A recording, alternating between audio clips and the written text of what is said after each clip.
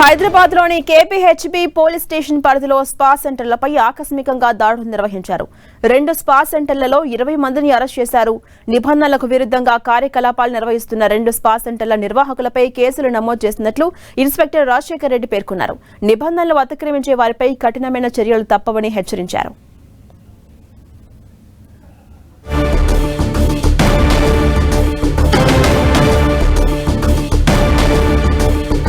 హైదరాబాద్లోని KPHB police station పరిధిలోని spa సెంటర్లపై ఆకస్మికంగా దాడులు జరిగాయి. 2 స్పా సెంటర్లలో మొత్తం 20 మందిని అరెస్ట్ చేశారు పోలీసులు.